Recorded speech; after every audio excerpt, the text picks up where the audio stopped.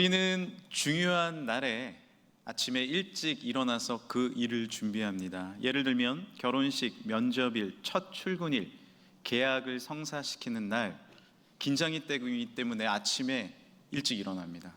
그리고 잘 씻고 준비를 합니다. 오늘도 중요한 날입니다. 바로 주님의 날, 주일입니다.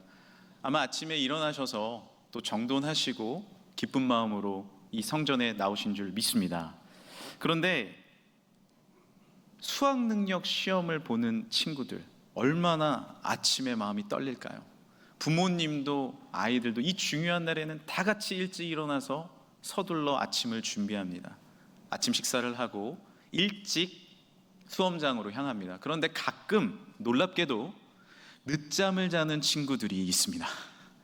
8시 10분까지 입시를 해야 시험을 볼 수 있는데요, 7시 50분에 일어난 겁니다. 정신없이 찢지도 못하고 나가는 거죠. 어떤 친구들은 시험장을 헷갈리는 경우도 가끔 있다고 합니다.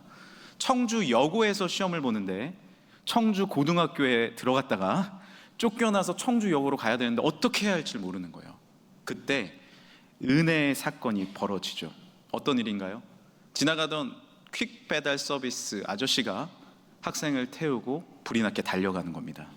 경찰관이 학생을 태우고 사이렌을 울리면서 수험장까지 태워줍니다. 이러한 일을 겪은 학생들은 어떤 마음으로 시험을 볼까요? 1분 전에 들어가서 감사한 마음밖에 없는 겁니다. 정말 감사하다. 시험을 본 자체가 감사한 것 아닙니까? 그리고 실제로 이런 학생들이 시험도 마음을 내려놨기 때문에 잘 본다고 합니다. 오늘 말씀에 예수님은 이와 비슷한 예화를 말씀하십니다. 바로 포도원 품꾼의 예화인데요, 여기에는 이를 간절히 기다리는 사람들이 나옵니다. 마치 우리의 아버지들이 정말 오늘 하루 일하지 않으면 아이들을 먹일 수 없었던 것처럼 품꾼들이 일을 하기 위해서 기다립니다. 9시에 뽑힌 품꾼들이 있었습니다. 너무 감사한 마음으로 들어가서 포도원을 돌보는 거죠. 그리고 정오에 뽑힌 품꾼들도 있었습니다.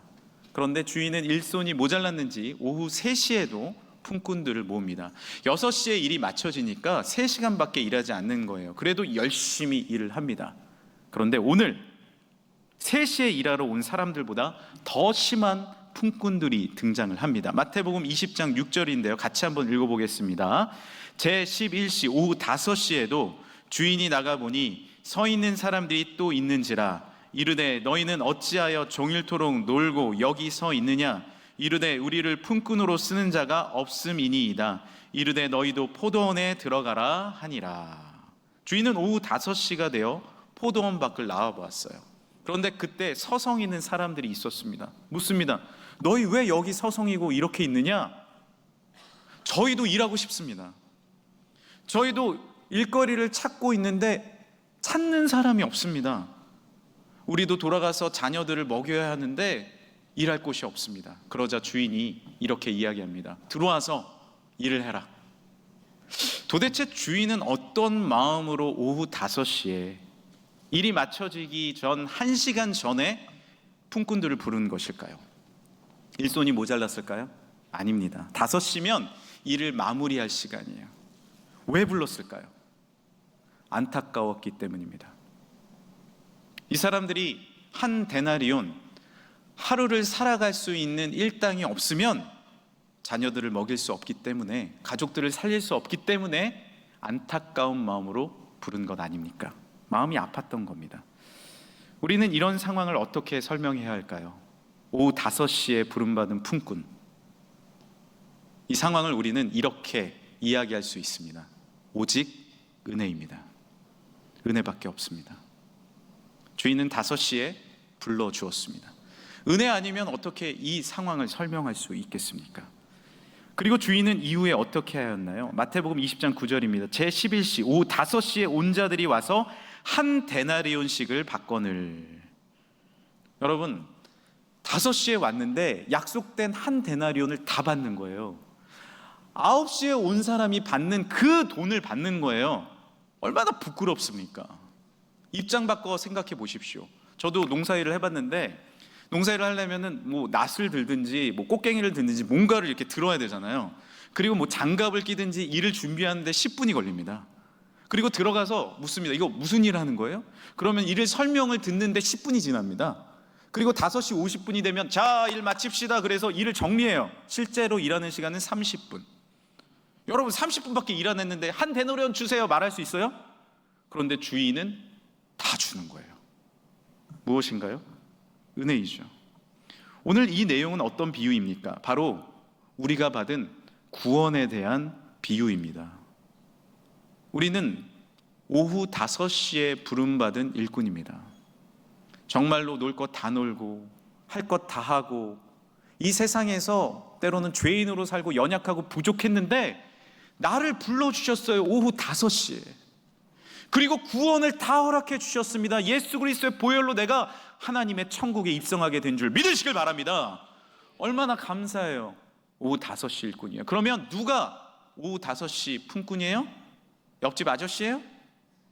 생각해 보니까 내 남편입니까? 내 자녀예요? 처삼촌입니까? 아니에요. 따라합시다. 바로 내가 오후 5시 일꾼입니다. 주님은 그런 나를 받아주셨고 나를 품어주셨습니다. 나를 안아주신 줄 믿습니다. 시험에 늦은 아까 그 학생을 태워준 퀵배달 서비스 아저씨에게 제가 만약에 이렇게 물은다면 뭐라고 대답하실까요? 왜 이 학생을 태워주셨나요? 바쁘시잖아요. 가던 길 가셔야 되잖아요. 그런데 왜 태워주셨어요? 라고 물은다면 이렇게 대답하실 겁니다. 내 자녀 같아서요. 저도 만약에 그런 경우를 겪는다면 태워줄 겁니다. 왜냐하면 내 자녀 같고 내 조카 같고 우리의 식구들 같지 않습니까? 안타까운 마음이 있는 거예요. 그런데 하나님께서 우리를 구원하신 이유는 자녀 같아서가 아닙니다. 보니까 내 자녀 같네 라서가 아니에요. 하나님의 분명한 자녀이기 때문입니다. 할렐루야. 이사야 49장 말씀입니다. 여인이 어찌 그 젖먹이를 잊겠으며 자기 태에서 난 아들을 긍휼히 여기지 않겠느냐. 너희의 육체는 부모는 혹시 잊을지라도 나는 너를 잊지 아니할 것이라. 요한복음 3장 16절 우리가 잘 아는 말씀입니다. 함께 읽어보겠습니다. 시작. 하나님이 세상을 이처럼 사랑하사 독생자를 주셨으니 이는 그를 믿는 자마다 멸망하지 않고 영생을 얻게 하려 하심이라. 할렐루야. 어머니가 어린 자녀를 품듯 독수리가 그 새끼를 품고 날아가듯 하나님은 우리를 자녀로 삼으시고 우리를 천국 백성 삼아 주셨습니다. 우리는 어떤 마음으로 그러면 살아가야 할까요? 오직 감사하는 마음밖에 없는 거예요. 오후 5시에 온 품꾼 어떤 마음으로 일했겠습니까? 내가 여기 들어왔네? 다른 사람들 지쳐가지고 있는 오후 5시 감사해야죠. 후반전 35분에 교체해서 들어갔어. 감사하게 뛰어야죠. 최선을 다해 남의 목까지 뛰어야 하는 거 아닙니까? 불평은 없는 것입니다. 우리를 불러주신 거예요. 로마서 8장입니다. 무릇 하나님의 영으로 인도하심을 받는 사람은 곧 하나님의 아들이라. 너희는 다시 무서워하는 종의 영을 받지 아니하고 양자의 영을 받았으므로 우리가 아바 아버지, 아람어로 아바는 우리말로 아빠입니다. 따라합시다. 아빠 아버지, 아빠 아버지 라고 부르짖느니라. 성령이 친히 우리의 영과 더불어 우리가 하나님의 자녀인 것을 증언하시나니. 하나님은 오후 5시에 갈 곳 없는 나를 극적으로 불러주셨습니다. 우리의 입술에 불평이 있어서 되겠습니까? 아니에요. 구원을 베풀어 주신 하나님을 기억할 때, 내가 오후 5시에 부름받은 것을 깨달을 때 나에게는 감사밖에 없습니다. 우리는 먼저 왔다고, 그렇기 때문에 경력이 많다고 으스댈 것이 하나도 없습니다. 왜냐하면 나는 오후 5시에 부름받았기 때문이죠. 오후 5시에 불렀든 5시 10분에 불렀든 5시 30분에 불렀든 내가 5시에 불렀어 라고 이야기할 수 있습니까? 우리의 인생은 아주 짧습니다. 영원의 시간 가운데 짧은 것입니다. 내가 부름받은 그 시각 가운데서 내가 으스댈 것이 아무것도 없습니다. 우리 금천교회는 문화선교학교로 다음 세대를 잘 여러 분야에서 키우고 있습니다. 우리 성인분들을 위한 반도 있는데 그 중에 스포츠 클럽이 있습니다. 우리 족구 클럽이 있는데 거기에는 족구 1군에서 뛰시는 분도 오시고 또한 족구 연맹 회장님도 오십니다. 이 지역의 회장님이. 그런데 너무 신기한 것은 그런 분들이 완전히 초보와 같은 저희하고 게임을 띄워주세요. 이거는 영광인 겁니다. 그래서 제가 물어봤어요. 저희랑 뛰는 게 이거 이상한 거 아니에요? 그랬더니 이런 말씀을 하세요. 그 회장님이. 아니 이렇게 더운 날 우리가 체육관에서 뛰고 있다는 것만으로도 감사합니다. 그리고 저도 초보였어요. 몇 년 되셨는데 30년이 넘었는데 아니 그때 초보였다고요?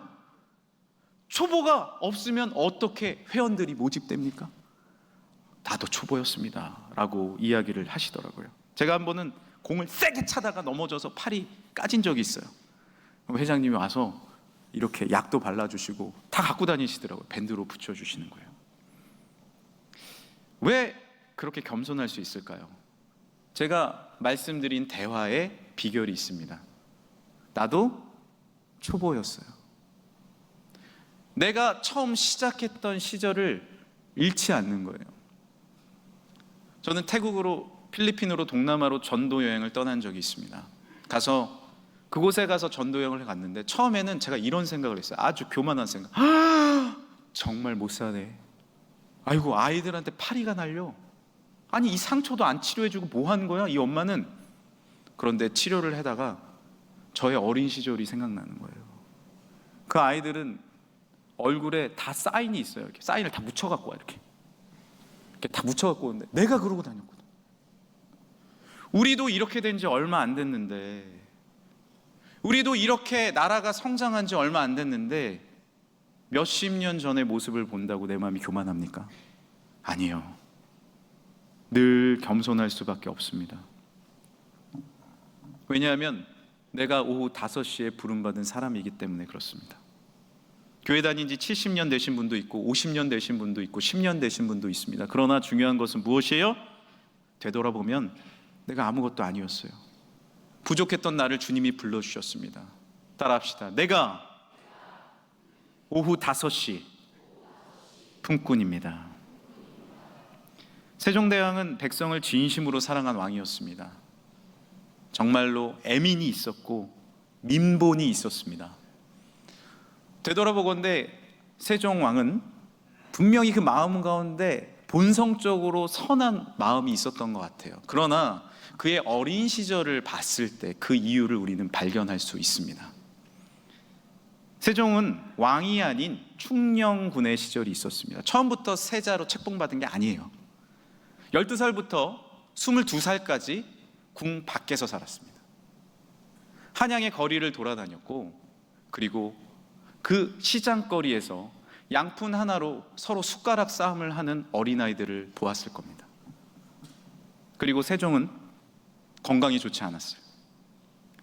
여기 초정리에 세종대왕이 자주 오셨던 거 알고 계시죠? 제가 가서 소정리 탕에 이렇게 들어가가지고 글씨를 읽어본 적이 있거든요. 뽀글뽀글뽀글뽀글뽀글 하는데 글씨를 이렇게 읽어보니까 세종대왕이 자주 와서 치료를 받았대요. 세종대왕은 몸이 좋지 않았기 때문에 청주로, 여주로 자주 왕래하였습니다. 거기서 수많은 백성들의 모습을 봤고 몸이 안 좋은 사람들의 마음을 알게 되었죠. 세종실록에 이런 내용이 적혀져 있습니다. 해마다 풍년이 들어 환과 고독한 사람이 많고 궁핍한 자가 고통을 받고 있다. 농사짓는 백성들까지 굶주림을 면치 못하니 너무 가련하고 민망하다. 창고를 열어 구제하라. 수령된 자가, 리더들이 백성의 쓰라림을 돌보지 않을 경우 용서하지 않겠다. 백성을 이해하지 않고서는 나올 수 없는 말입니다. 무엇을 기억하는 거예요? 내가 오후 5시 품꾼인 것을 기억하는 거예요. 내가 왕이 될 사람이 아니었다는 거죠. 내가 사실 이 왕의 자리에 서지 못했던 사람이라는 거죠. 그러나 왕이 됐으니 백성을 이해하겠다라는 말입니다. 우리는 무엇을 기억해야 합니까? 내가 일하지 못했던 오후 3시, 12시를 기억해야 해요. 사도 바울은 무엇을 기억했어요? 수많은 소아시아의 전체 리더가 되었습니다. 그러나 자기를 뭐라고 이야기해요? 나는 죄인 중에 괴수다라는 거예요. 우리가 찬양을 하는데 벌레 맛도 못한다라는 가사가 계속, 다른 가사인데도 계속 그렇게 하시는 거예요. 벌레 맛도 못하다. 왜냐? 내가 진짜 돌아보면 하나님 앞에 아무것도 아니거든요. 부족한 사람이 바로 나입니다. 우리는 기억해야 합니다. 우리가 얼마나 부족했는지, 연약했는지. 그리고 감사해야 합니다. 겸손해야 합니다. 나를 불러주신 하나님 앞에 영광 감사 올려드리는 그런 삶을 살기를 간절히 소망합니다. 그러면 내가 오후 5시에 부름받았다면 어떤 자세로 살아야 할까요? 어떤 자세로 살아야 할까요? 남들처럼 농땡이 피면 됩니까? 저 사람은 왜 이렇게 농땡이 피지? 9시에 왔거든요. 좀 그래도 됩니다. 그러나 나는 5시에 들어갔잖아요. 열심히 해야 돼요. 더 섬기며 더 사랑하며 살아야 합니다. 오후 5시는 나에게 결코 늦은 시간이 아니에요. 우리 교회에 나온 이제 새신자분 등의 많은 분들이 이런 질문을 하세요. 저도 교회에서 봉사할 수 있나요? 어디서 봉사할 수 있나요? 새신자 교육을 마치고 그것을 찾는 겁니다. 그래서 내가 예전에 또 스포츠 선수를 하셨던 분들은 또 그런 스포츠를 가르쳐주는 일들을 하세요. 그리고 우리 교회는 구역마다 나눠서 청소를 하는데 세 가족분이 청소하시는 분도 있어요. 우리 교회에 어믹재 집사님이 계십니다. 집사님은 교회 앞마당을 돌보시는 봉사를 합니다. 우리 집사님은 1934년생입니다. 올해로 90살이세요. 그런데 아시는 분은 아시겠지만 늘 소년의 미소가 있어요. 제가 집사님 너무 애쓰세요. 그러면 목사님 소년 같으세요. 집사님 제가 같이 옆에 왜 그러실까요? 오후 5시의 마음이에요. 리버만이라는 폴란드 출신 미국 할아버지가 계셨어요. 이 할아버지가 유일한 취미가 있으셨는데 체스 두는 겁니다. 노인 학교에 가서 체스를 잘 두는 자기 친구와 체스를 두는 게 유일한 취미였어요. 그런데 어느 날 노인 학교에 갔는데 자기의 친구가 안 온 거예요. 알아봤더니 돌아가셨어요. 77세 할아버지가 이제 할 게 없어가지고 멍하니 창문만 바라보고 있었습니다. 그런데 봉사자가 와서 이야기합니다. 할아버지, 2층에 화실이 있거든요. 올라가서 그림 한번 그려보세요. 아이고, 나는 그림을 한 번도 그린 적이 없어. 올라가 보세요. 올라가서 그림을 그립니다. 붓을 생전 처음으로 잡아본 거예요. 그런데 그때 본인이 고백하기를 엄청난 열정이 내 안에서 올라오는 것을 경험했답니다. 내가 폴란드 그 어린 시절의 마을, 친구들과 뛰어놀던 마을을 그리고 싶다라고 해서 무작정 그리기 시작했어요. 그리고 그때부터 그림을 배우고 열심히 그림을 그리기 시작했는데, 이분이 바로 피카소와 함께 20세기 최고의 화가라고 불리우는 천재 화백 해리 리버만입니다. 그는 77세부터 그림을 그려서 107세까지 그림을 그렸고요, 21회의 전시를 했으며 미국의 샤갈이라는 최고의 찬사를 받았습니다. 언제부터요? 77세부터. 여기 77세 이하는 말도 꺼내지 마시기 바랍니다. 오늘부터 그림을 그리든 찬양을 하시든 족구를 차든 뭘 하든 하면 최고의 은사가 주어질 줄 믿습니다. 오후 5시는 결코 늦은 시간이 아니에요. 그때 은혜가 주어지는 겁니다. 최선을 다해 나의 오후 5시에 주님이 주신 것에 감사하며 나의 일생을 주께 드릴 때 그 5시는 영원의 시간이 되고 다음 날로 이어지고 우리 삶에 큰 은혜가 주어져서 놀라운 축복이 주어질 줄 믿습니다. 혹시 내 몸이 불편하시다고요? 아니에요. 내 영혼은 살아있지 않습니까? 기도로 봉사하면 됩니다. 내가 아직 부족해서 무엇을 해야 될지 모르겠다고요? 아니요. 주님을 찬양하며 주님 앞에 영광 올리시길 바랍니다. 우리가 내 세대에는 끝났다고요? 아니요. 다음 세대가 있습니다. 교회 학교에서 봉사하시길 바랍니다. 수많은 곳에서 내가 봉사하고 주님을 높이고 이웃을 사랑할 수 있지 않습니까? 오후 5시부터 행해도 결코 늦지 않습니다. 내 육체의 건강 시간이 얼마 남지 않았을 때 이렇게 후회한다고 합니다. 좀 더 사랑할 걸, 좀 더 이해할 걸, 내가 왜 그걸 이해하지 못했지? 라고 후회합니다. 우리는 오후 5시에 서 있습니다. 우리의 인생이 그렇게 길지 않습니다. 그러나 하나님께서 남겨주신 이 세월의 여정 가운데 더 사랑하고 더 이해하고 더 섬기고 봉사할 때 이 시간은 영원의 시간이 되며 이 시간은 천국으로 이어지는 축복의 시간이 되고 이 시간을 쪼개서 아름답게 하나님 앞에 영광 올려드리는 축복이 주어질 줄 믿습니다. 예수님은 이 포도원 품꾼 예화를 마무리하시면서 이렇게 정리하십니다. 오늘 말씀 16절입니다. 같이 한번 읽어보겠습니다. 시작. 이와 같이 나중된 자로서 먼저 되고 먼저 된 자로서 나중 되리라. 사랑하는 성도분들 중에 먼저 된 자가 계십니까? 나중되지 않기 위해서라도 열심히 주님을 사랑하십시오. 나중된 자가 계십니까? 아니에요.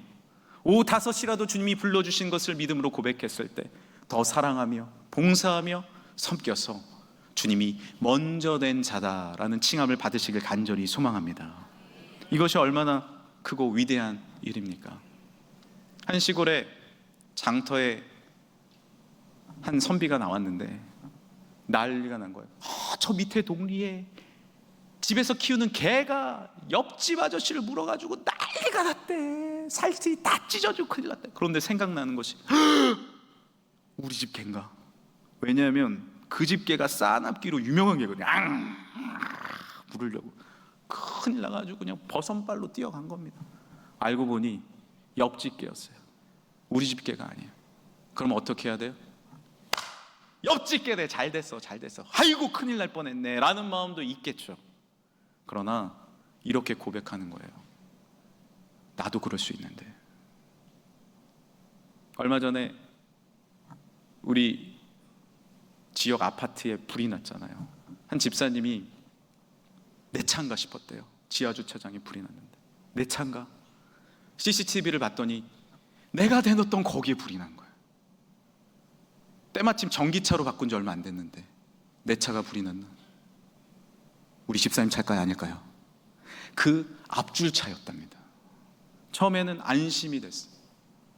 그런데 생각해보니 내일이 될 수 있는 거 아니에요. 내일이 될 수도 있는 거예요. 그날 밤에 가족끼리 함께 모여서 감사 기도 드리고 그 불탄 주인을 위해서도 기도했다는 거 아니에요. 이게 뭐예요? 오후 5시 품꾼의 마음이에요. 아이고 내 차 아니네. 아이고 우리 집 개 아니네. 아닙니다. 우리도 부족하잖아요. 내일이었잖아요. 나도 연약하잖아요. 우리나라가 그렇게 못 살았잖아요. 우리가 얼마나 부족한 사람이었습니까? 나는 오후 5시에 불러주셨는데 주변을 바라볼 때 정죄할 수 있는 것도 아니고 판단할 수 있는 것도 아니고 손가락질하는 것도 아닙니다. 나를 그렇게 불러주시고 나를 깨닫게 해주신 하나님 앞에 감사하며 더 베풀고 더 나누고 더 섬기는 하나님의 은혜의 사람이 되길 간절히 소망합니다. 이제 마지막으로 아버지의 나이라는 시를 읽어드리고 마치겠습니다. 정호승 시인의 시입니다. 나는 이제 나무에 기댈 줄 알게 되었다. 나무에 기대어 흐느껴 울 줄 알게 되었다.